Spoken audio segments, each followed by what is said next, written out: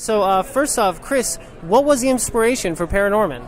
Oh, there was a ton of inspirations. When I was a kid, I used to watch all the wrong kinds of movies, all the movies that I shouldn't watch, the horror movies. But I also, a big part of my childhood, I think, was the Goonies, the old Amblin movies, that they were slightly irreverent and a bit cheeky and very fun. They were roller coaster rides.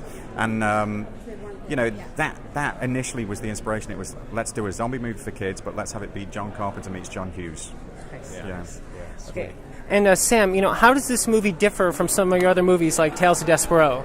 Oh, I think it's probably, I don't know, I think it's a kind of cool movie, this one, like zombies are cool, and like this whole era that, of movies that Chris was talking about, John Carpenter, John Hughes, it really resonates with me. So it's I think it's got some of the fun and action that I kind of had influshed away, and, maybe some of the cinematography ideas that I got to develop in The Tale of Despereaux. So I try to bring a little bit of what I've done in the past to this, but really it's just been great to just kind of let loose and kind of make a more kind of fun, kind of playful movie, actually. That's awesome. Well, one of the things you guys got going on ParaNorman is obviously ghosts and zombies. For little kids who are scared of things like under their bed, how does ParaNorman teach them to be strong? Well, I think, Coraline was similar in that we're not afraid to show monsters as long as you show that they can be defeated. And actually one of the big, without giving too much away, one of the big things in ParaNorman is that nothing is quite as it seems. So you assume that what a zombie wants to do is shamble towards you and then eat your brain.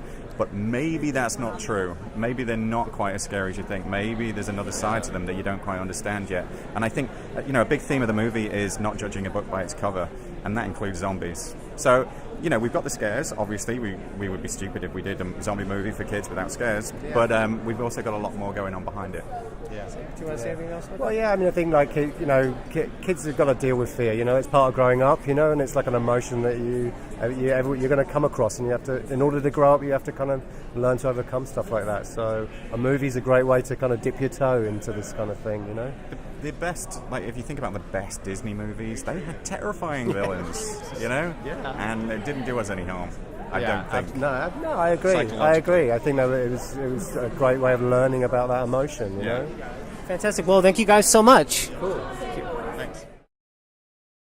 Well, now it's time to meet with an